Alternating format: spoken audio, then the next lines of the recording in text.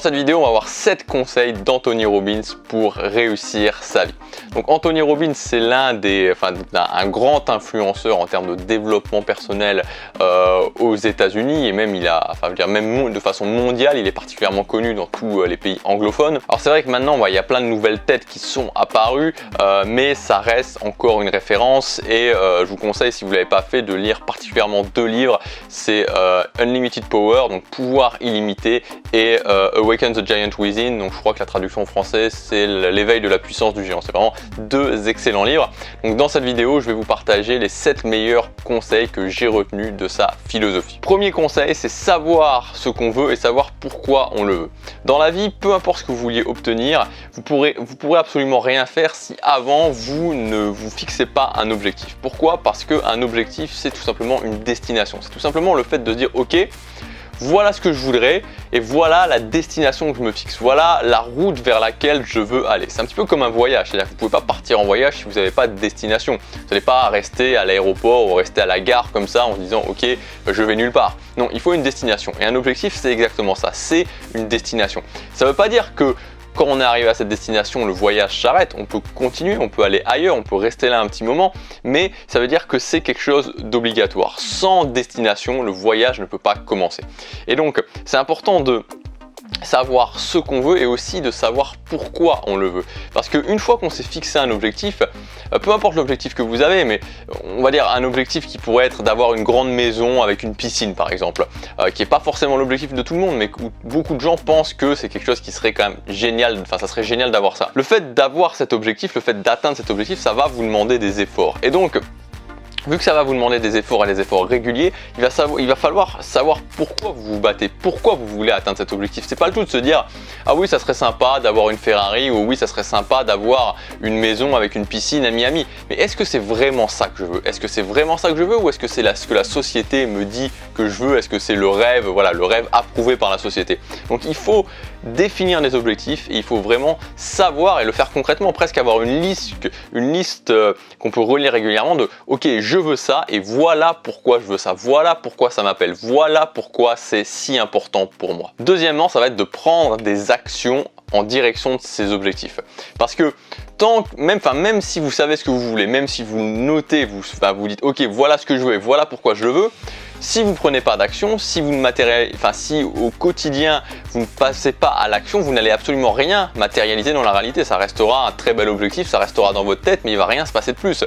Si vous voulez devenir musclé et perdre du poids, c'est très bien, même si vous savez pourquoi vous le voulez, mais si au quotidien vous passez votre temps à manger des pizzas, à rester devant la télé, à pas être actif, à ne pas aller à la salle de sport, à ne rien faire, ça restera simplement qu'une idée. Donc évidemment, la deuxième étape, c'est de prendre des actions en direction de ces objectifs. Troisièmement, c'est de changer son point de vue sur les problèmes. Alors ça, c'est un des piliers de la philosophie d'Anthony Robbins. Vous savez, il a sur sa page Facebook notamment, il y a plusieurs phrases. Il met des citations vraiment ses citations, ses propres phrases qui reviennent périodiquement. Et il y a une de ces citations qui est: le seul problème que l'on a et que l'on pense ne pas être supposé avoir de problème. Les problèmes nous entraînent au niveau supérieur, affrontez-les et trouvez une solution maintenant. Et c'est quelque chose de très intéressant parce qu'on pense que quand on a un problème, c'est mal. Vous savez, il y a quelque chose qui vous tombe dessus, un problème, et vous dites ah mince, t'as encore un problème, pourquoi ça m'arrive à moi, pourquoi ça m'arrive maintenant? Mais l'idée, c'est que de changer sa vision des choses et de voir en fait les problèmes comme des sortes de tests, de se dire ok, finalement c'est un test qui va me permettre de valider que je suis capable d'aller au niveau supérieur dans ma vie, je suis capable d'affronter ensuite des problèmes qui vont être plus grands, parce que plus je monte et plus mes problèmes vont être importants, plus je vais avoir finalement des problèmes de qualité. Et c'est un petit peu le syndrome loto, c'est-à-dire que les gagnants du loto, qu'est-ce qui se passe? D'un coup ils gagnent des millions d'euros, ils se retrouvent avec des problèmes qui sont beaucoup trop importants pour eux, et c'est pour ça qu'il y a une majorité écrasante des gagnants du loto qui se retrouvent très rapidement ruinés, déprimés, en hôpital psychiatrique, enfin ce genre de choses, parce que ils sont laminés, ils sont détruits par les problèmes, parce qu'ils ne sont pas passés étape par étape, ils n'ont pas franchi les paliers étape par étape. C'est comme si quelqu'un qui était à l'école primaire, je sais pas moi, au CP ou au CE1, d'un coup on voulait le faire passer en terminale, mais il serait plus du tout capable de résoudre les exercices, il serait plus du tout capable capable de réussir les tests. Donc c'est exactement ça, les problèmes c'est quelque chose qui va vous permettre de valider, ok je suis capable d'avoir ce problème, je passe au niveau supérieur. Et là je vais avoir d'autres problèmes. Et puis je suis aussi capable de passer ces problèmes là, je passe encore au niveau supérieur. Donc c'est vraiment des tests, c'est pas bien, enfin il n'y a rien de bon, il n'y a rien de mauvais là-dedans, c'est simplement ok, est-ce que je suis capable d'aller au-delà de ce problème ou est-ce que je n'en suis pas capable? Si j'en suis capable, c'est ok, je passe au niveau supérieur. Si j'en suis pas capable, bah, c'est simplement qu'il faut que je travaille plus et que je vais être ensuite capable de le passer. Quatrièmement, c'est de changer ses croyances. Alors les croyances, c'est quoi? Ça va être l'argent c'est mal. Ça va être je suis obligé de faire un boulot que j'aime pas toute ma vie pour avoir une retraite. Voilà, ça typiquement c'est des croyances. Les croyances, elles vous arrivent comment? Ben, elles arrivent principalement par votre éducation, parce que vous avez vu par les croyances de vos parents donc, et puis aussi par votre expérience personnelle que vous avez acquise tout au long de votre vie, mais que on va dire qu'à l'adolescence, à la fin de l'adolescence, vous avez déjà l'essentiel de vos croyances. Et c'est quelque chose de très important parce que c'est quelque chose qui va sans arrêt vous bloquer. Si vous dites ok, gagner de l'argent c'est mal, ça va être compliqué de devenir millionnaire. Donc il va falloir modifier ces croyances. Il va falloir petit à petit que vous changiez vos croyances et ça se fait pas en un claquement de doigts, mais ça se fait vraiment sur le long terme. Quelque chose qui fonctionne vraiment bien, c'est de se dire ok, voilà mon objectif, ça c'est mon objectif. Quelles sont les croyances de ceux qui ont déjà réussi à avoir cet objectif, qui ont déjà atteint cet objectif? Si je développe les mêmes croyances que ceux qui ont déjà réussi à atteindre cet objectif, alors forcément je vais avoir beaucoup plus de facilité. Cinquièmement, créer des rituels quotidiens. Alors ça fait aussi partie de la philosophie d'Anthony Robbins, ça fait aussi beaucoup partie de ma philosophie, le fait de mettre en place des habitudes, de mettre en place des rituels. Pourquoi ? Parce que contrairement à ce qu'on peut penser, une fois qu'on a mis en place une habitude, une fois qu'on a mis en place un rituel, c'est très facile de continuer. Une fois qu'on a mis un mouvement, c'est très facile que le mouvement continue. Vous voyez, c'est un petit peu l'effet boule de neige, c'est-à-dire qu'on commence à pousser, c'est difficile, puis au bout d'un moment, voilà, la boule de neige devient de plus en plus grosse, elle devient de plus en plus inarrêtable, le mouvement est là. Donc, souvent les gens se disent, ok, par exemple, je prends mon exemple, ok, je me lève tous les jours tôt le matin, je me lève tous les jours à 5 h du matin, comment tu fais? C'est difficile. En fait, c'est pas difficile, c'est plus difficile maintenant, parce que je continue et que je le fais tous les jours. À partir du moment où vous créez un mouvement, où vous créez des rituels, vous créez des habitudes, ça va devenir beaucoup plus facile. Et les gens vous diront, mais comment tu fais? Mais en fait, l'idée c'est que justement c'est plus simple, c'est plus facile de faire ça. Ce qui est difficile, c'est justement ce que font la plupart des gens, à savoir commencer quelque chose et puis arrêter. Commencer quelque chose et puis arrêter. Commencer et puis arrêter. C'est épuisant de faire ça, c'est-à-dire de commencer à pousser et au moment où ça commence à devenir plus facile, on arrête, on stoppe. Et puis on repart pour repousser. Donc au final, on a toujours les moments difficiles. On ne fait que les moments difficiles et c'est normal qu'au bout d'un moment on se dise ok, mais est-ce que je suis vraiment capable d'atteindre cet objectif? Mais oui, vous êtes vraiment capable d'atteindre cet objectif. C'est juste que au moment où ça pourrait devenir plus facile, au moment où le mouvement commence à se créer, on arrête. Donc c'est impératif de raisonner en termes d'automatisation et de se dire ok, par rapport à mes objectifs, quels sont les rituels, quelles sont les habitudes que je vais créer dans mon quotidien parce que ça va beaucoup me faciliter la vie. Sixième conseil d'Anthony Robbins, c'est admettre l'incertitude.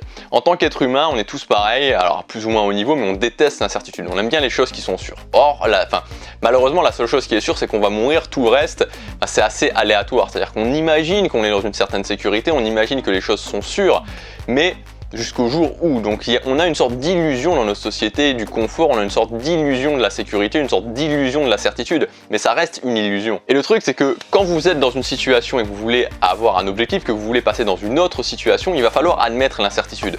Vous voulez vous dire ok, je veux créer mon entreprise, mais il va falloir peut-être quitter votre boulot et admettre l'incertitude pendant un certain temps. Vous voulez prendre un nouveau poste, vous allez avoir une promotion, pour avoir une promotion, il va falloir admettre l'incertitude de commencer un nouveau boulot, un nouveau patron, etc., d'avoir de nouvelles responsabilités. Donc il y a quoi que vous vouliez faire, il va y avoir de l'incertitude. Donc le plus tôt vous serez ok avec ça, le plus tôt vous vous direz ok, bon j'admets cette dose d'incertitude, j'admets que ok, va y avoir de l'incertitude et je m'habitue petit à petit, je prends contact avec l'incertitude et je ne vois pas l'incertitude comme un ennemi, je vois l'incertitude comme quelque chose de naturel et que au fur et à mesure du temps je vais m'habituer à être dans ces situations d'incertitude. Vous allez voir que ça va beaucoup mieux se passer, que ça sera beaucoup plus facile pour vous d'atteindre vos objectifs. Et le septième et dernier conseil, c'est de pratiquer la gratitude. Alors la gratitude c'est quoi? C'est pas être là en se disant ouais c'est génial ce que j'ai, tout est merveilleux, c'est magnifique, ma vie est géniale, j'aime tout le monde. Non, ça c'est pas pratiquer la gratitude. Pratiquer la gratitude c'est se dire ok, voilà, à partir du moment où je choisis mes objectifs, à partir du moment où je me mets sur le chemin, je peux être content, je peux être satisfait, je peux apprécier le chemin. Parce qu'au final, c'est de comprendre que la satisfaction, elle n'est pas dans l'atteinte de l'objectif. Parce que vous savez, on n'est jamais satisfait, on se dit, À partir du moment où on a atteint l'objectif, à partir du moment où on a atteint la destination, on a envie d'aller ailleurs. Le moment où voilà, on se dit waouh, quoi, c'est génial. Évidemment qu'il y a ce moment-là, mais ce moment-là, il passe rapidement. Donc, c'est de se dire ok, ma satisfaction, je vais pas la mettre dans l'objectif, mais je vais plutôt la mettre dans le combat quotidien, je vais plutôt la mettre au quotidien. À partir du moment où au quotidien je suis capable de faire ce qu'il faut pour atteindre mes objectifs, je peux déjà être fier de moi, je peux être satisfait de moi, je peux être dans la gratitude, je peux être dans la satisfaction au quotidien. Et à ce moment-là, ça change complètement parce qu'on n'est plus dans l'attente d'atteindre cet objectif et puis après d'atteindre encore un objectif et puis d'atteindre encore un autre objectif. Mais on se dit tous les jours c'est un mini objectif et tous les jours, chaque jour où je fais une bonne journée, je peux être fier de moi, je peux avoir de la gratitude. Voilà donc pour ces 7 conseils d'Anthony Robbins. Donc je vais les résumer. Premièrement, savoir ce qu'on veut et pourquoi. Deuxièmement, prendre des actions en direction de ce qu'on veut. Troisièmement, changer son point de vue sur les problèmes. Quatrièmement, changer ses croyances. Cinquièmement, créer des rituels quotidiens et des habitudes quotidiennes. Sixièmement, admettre l'incertitude. Et septièmement, pratiquer la gratitude. Voilà pour cette vidéo. Si vous voulez aller plus loin, vous pouvez télécharger ma fiche pratique. Donc c'est 7 habitudes à mettre en place dans votre quotidien. Moi personnellement, c'est 7 habitudes que j'ai mises en place dans mon quotidien et qui m'ont vraiment apporté des résultats, qui m'ont vraiment apporté plus de bien-être au quotidien et plus de facilité justement à atteindre mes objectifs.